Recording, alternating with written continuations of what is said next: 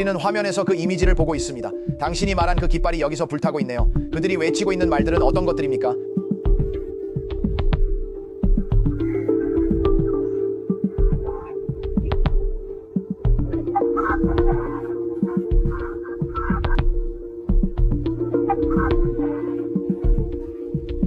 미국은 아이스 요원들에 의해 비무장 여성의 살해 사건으로 다시 한번 내전의 문턱에 서게 되었습니다. 지금 이 순간 미국 전역에 시위의 물결이 일고 있습니다. 사람들은 미국 국기를 불태우고 팩트 트럼프라고 적힌 플래카드를 들고 정의를 외치며 반정부 포스터를 그리고 있습니다. 이미 경찰과 아이스 요원들과의 첫 충돌도 발생했습니다. 전날 미국 이민국이 미니애폴리스 혁명 중 여성을 총으로 사망하게 한 것이 문제입니다. 그녀는 자신의 차로 도로를 막았고 아이스 요원 중 한 명을 차로 치려고 했던 것으로 전해졌습니다. 그리고 여기서부터 미니애폴리스 시장이 그 여성을 옹호하며 이민국에게 당장 이 도시에서 꺼져라라고 요구했습니다.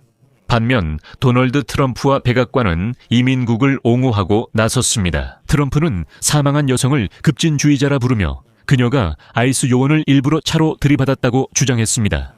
요원은 정당 방위로 총을 쐈다고 했습니다. 미국 국토안보부 장관 크리스티나 옴은 이것이 급진주의자들의 조직적인 행동이었다고까지 밝혔습니다. 여기서 중요한 한 가지 주석을 덧붙여야 합니다. 이 같은 도시에서 2020년에 경찰이 조지 플로이드를 살해했고 그 후 대규모 시위가 시작됐습니다.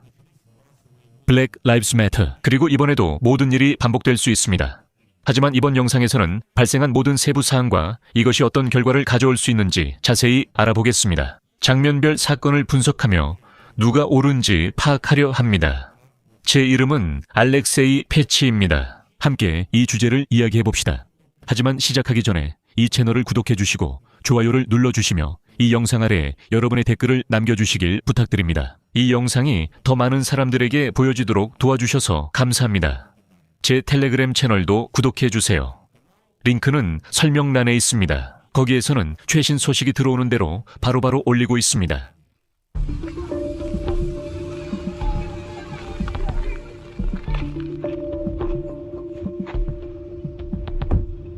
다음에 또 만나요.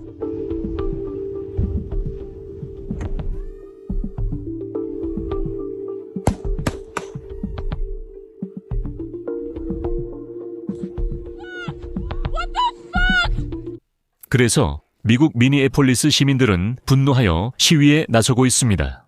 수요일에 미국 이민세관 단속국 요원이 37세의 르네 니콜 구드를 가까이에서 총으로 쏘아 사망하게 한 사건이 있었기 때문입니다. 이 총격 사건은 연방정부가 복지 스캔들 이후 이민법 집행을 강화한 뒤에 발생했습니다. 이 스캔들로 인해 주지사는 사실상 재선 출마를 포기하게 되었습니다. 여기서 바로 짚고 넘어가야 할 점은 요원들에게 살해된 구드 씨는 미국 시민이었고 세 아이의 어머니였다는 사실입니다. 그리고 그녀의 남편, 막내 아이의 아버지는 3년 전에 사망했으며 그는 미국 육군의 참전 용사였습니다. 그러니까 그녀는 이민자 단속과는 전혀 관련이 없었고 미국 내 불법 이민자도 아니었습니다. 피해 여성의 가족들은 그녀가 6살 난 아들을 학교에 데려다주고 파트너와 함께 집으로 돌아가던 중이었다고 말했습니다. 하지만 미국 이민세관 단속국 요원들이 그들의 길을 막았습니다. 경찰관들이 다가오자 여성은 도망치려 했고 그때 미국 이민세관 단속국 요원이 그녀의 머리를 쏘았습니다. 그리고 이제 우리는 현재의 영상들을 분석하는 단계에 왔습니다. 수요일 미니애폴리스에서 이민세관국 직원이 여성을 총으로 쏜 사건 이후 미국 대통령은 사건의 영상이 그 여성이 미국 이민세관 단속국 요원을 잔인하고 의도적이며 악의적으로 차로 친 장면을 보여주었다고 밝혔습니다. 미국 국토안보부는 총격 사건 직후 초기 단계에서 발표한 성명에서 그 여성이 자신의 차량으로 경찰관들을 치려고 시도했으며 의도적으로 요원들을 살해하려 했다고 밝혔습니다. 이후 미네소타주의 민주당 상원의원 티나 스미스가 이 사건이 발생한 곳에서 언급했습니다. 티나 스미스 상원의원은 37세 른의 니콜 구드임을 확인하며 그녀가 살해 의도가 없었다고 밝혔습니다. 미국 국토안보부 장관 크리스티나 에문 텍사스에서 열린 기자회견에서 그 여성이 경찰관들을 공격하고 경찰관들이 눈에 갇힌 뒤 자신의 차량으로 그들을 치고 들이받으려 했다고 밝혔습니다. 하지만 사건 현장에서 촬영된 3개의 영상은 미국 정부의 공식 입장과 일치하지 않는 몇 가지 뉘앙스를 보여줍니다. 그럼 영상들은 무엇을 보여주나요? 영상 중 하나에서는 그 여성이 자신의 차 안에 있는 모습이 처음에 보이는데 그 차는 도로 한가운데에서 수직으로 멈춰 서 있습니다. 즉, 자동차가 도로를 막고 있거나 그녀가 그렇게 멈춘 것으로 보입니다. 여기서 주목해야 할 점은 그 여성의 SUV가 도로에서 수직으로 서 있는 이유가 누군가가 그녀의 길을 막고 있기 때문일 수 있다는 것입니다. 또 다른 회색 자동차가 있는데 이 차량은 아마도 미국 이민세관 단속국 서비스에 속한 것으로 보입니다. 그리고 크리스티나 M이 바로 이 자동차를 언급한 것으로 보입니다. 그녀는 그 차가 단지 눈에 갇혀 있었을 뿐 그 여성의 길을 막고 있지는 않았다고 말했습니다. 그리고 이 영상에서는 곧 이 여성을 총으로 쏘게 될 경찰관이 그녀의 자동차 뒤쪽에서 차량 앞쪽으로 걸어가는 모습이 보입니다. 참고로 다른 한 명은 제복을 입지 않아 신원 확인이 어렵고 그 경찰관을 따라가며 휴대폰으로 상황을 촬영하는 것으로 보입니다. 그 후 2명의 연방 경찰관이 픽업 트럭을 타고 차량에 다가오고 여성은 창문 밖으로 손을 흔드는 모습이 보입니다.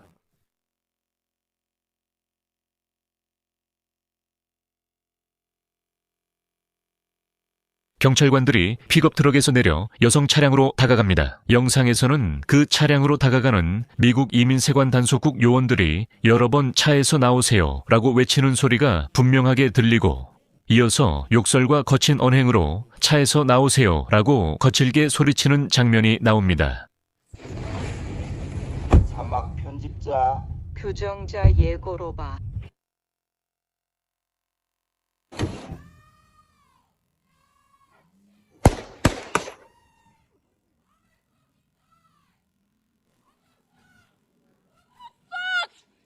계속 영상에서는 2명의 경찰관 중 한 명이 여성의 운전석 문을 잡아당기고 다른 한 명은 차량의 반대편 앞쪽으로 다가가 차량의 움직임을 막으려 하는 모습이 보입니다.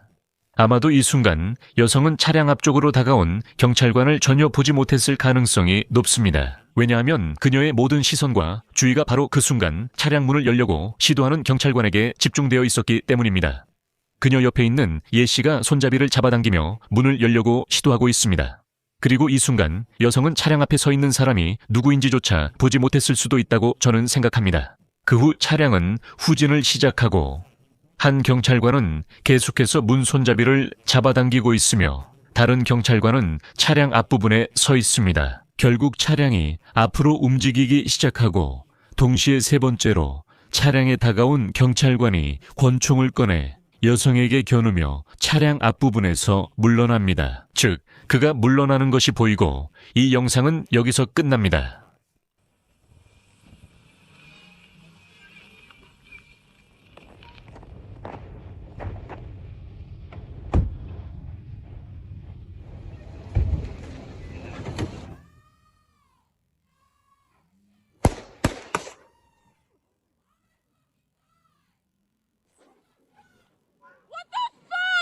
하지만 여기서 중요한 점은 다른 각도에서 촬영된 영상에서는 여성의 차량이 실제로 경찰관을 치고 나서야 그 경찰관이 운전자에게 첫 번째 총격을 가하는 장면이 보인다는 것입니다. 차가 경찰관과 접촉한 후에 경찰관이 총을 쏘았고 그 후 차는 가속해서 근처에 주차된 차량과 충돌했습니다. 하지만 다시 말씀드리면 당시 여성은 다른 경찰관에게 신경을 썼을 가능성이 높습니다. 그 경찰관은 같은 시간에 그녀의 차량 문을 열려고 했습니다. 첫 번째 영상에서는 경찰관이 차량 앞쪽에서 운전석 쪽으로 이동하는 모습이 보입니다. 그 다음 차량의 이동 경로 밖에 있던 경찰관이 운전 중인 여성에게 2발을 더 발사합니다.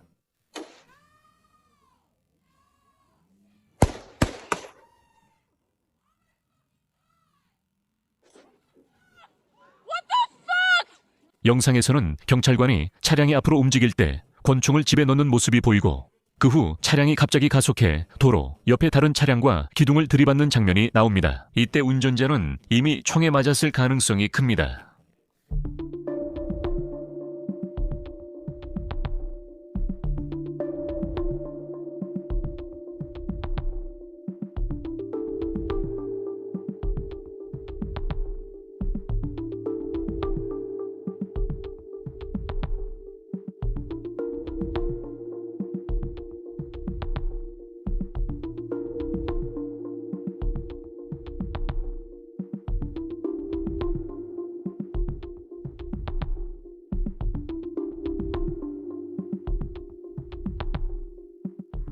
영상에는 총을 쏜 경찰관과 그를 촬영한 것으로 보이는 사람이 보입니다. 영상에서는 사람들이 차와 그 여성에게 달려가는 모습이 보이고 이후 경찰관이 차에서 물러나면서 다른 사람들에게 911에 전화하라고 하는 장면이 나옵니다.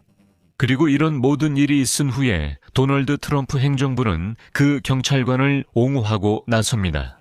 국토안보부 대변인 크리스티나 웸은 연방 요원이 인용하자면 자신의 훈련을 활용해 자신의 생명과 동료들의 생명을 구했다고 밝혔습니다. 그녀는 사망한 여성 굿이 인용하자면 하루 종일 경찰관들을 쫓아다니며 그들의 업무를 방해했고 자신의 차량을 무기로 사용해 일부러 경찰관을 치려고 했다고 밝혔습니다. 웸에 따르면 그 여성은 아이를 학교에 데려다 주거나 집에 돌아가는 중이 아니었으며 하루 종일 미국 이민세관 단속국 요원들을 따라다니며 그들의 업무를 방해했다고 합니다. 절정의 순간 그들은 이유 없이 그녀에게 총을 겨눴습니다.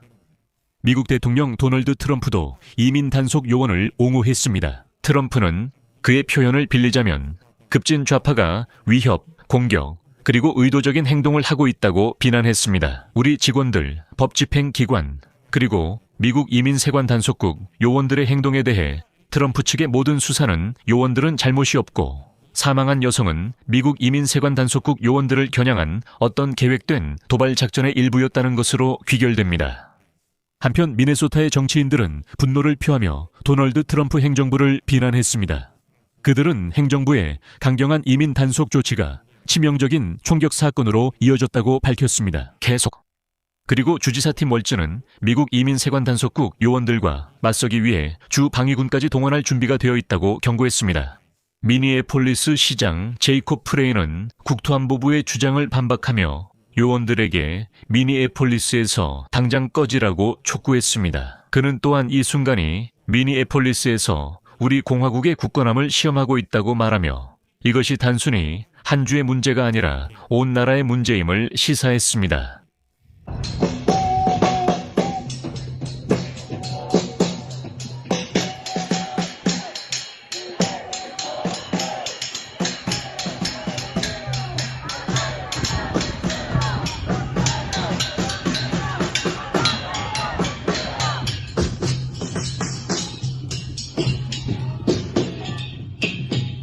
그리고 지금 현재 미니애폴리스에서는 미국 이민세관 단속국 요원들의 행동에 반대하는 시위가 계속되고 있습니다. 미니애폴리스 경찰서장 브라이언 오하라는 어제 발생한 치명적인 총격 사건 이전에도 도시의 긴장이 몇 주 동안 고조되고 있었다고 밝혔습니다. 다음은 그의 인용문입니다. 저는 공개적으로 밝혔습니다. 비극이 발생해 연방법 집행기관 직원이나 지역사회 민간인이 다치거나 사망할 수 있다는 점이 걱정됐습니다. 또한 이러한 긴장 고조와 이 문제들에 대한 다양한 감정들이 시민 소요로 이어질 수 있다는 점도 우려했습니다. 그리고 실제로 5년 전 우리 도시에서 우리나라 역사상 정말로 가장 끔찍하고 파괴적인 시민 소요가 발생했습니다. 참고로 이것은 조지 플로이드가 경찰에 의해 사망한 후 벌어진 블랙 라이브스 매터 시위를 암시하는 말이었습니다. 즉, 5년 전에도 비슷한 비극이 있었고 지금도 같은 방향으로 가고 있다는 뜻입니다. 동시에 도널드 트럼프의 팀은 미네소타주에 미국 국경 순찰대 요원들도 추가로 파견했습니다. 이들은 해당 기관의 신속 대응 특수팀과 국경 순찰대 전술부대가 혼합된 형태라고 밝혔습니다. 이들은 줄여서 보르탁이라고 불리며 일반적으로 군중 통제와 해산에 훈련되어 있습니다. 최루가스와 페퍼 스프레이가 그들이 사용하는 장비 중 일부입니다. 요원들은 군중 통제를 위해 이를 사용하며 이미 요원들이 시위대를 해산시키기 위해 가스를 사용하는 영상도 등장했습니다. 그리고 전반적으로 영상에서는 연방 요원들과 경찰, 그리고 법 집행관들이 시위대에게 별로 관대하지 않다는 것을 보여줍니다. 미네소타 학교들이 최소 일주일간 폐쇄된 것으로 알려졌습니다. 당국은 2020년과 유사한 시위 발생을 우려하고 있습니다. 조지 플로이드 사망 이후 자막 제작 디마토르 조크. 상황을 지켜보며 여기서는 말을 아끼겠습니다. 여러분의 의견, 감정, 그리고 생각을 이 영상 아래 댓글로 남겨주세요. 채널 구독과 알림 설정, 그리고 좋아요도 잊지 마세요. 오늘은 여기까지입니다. 건강 조심하세요.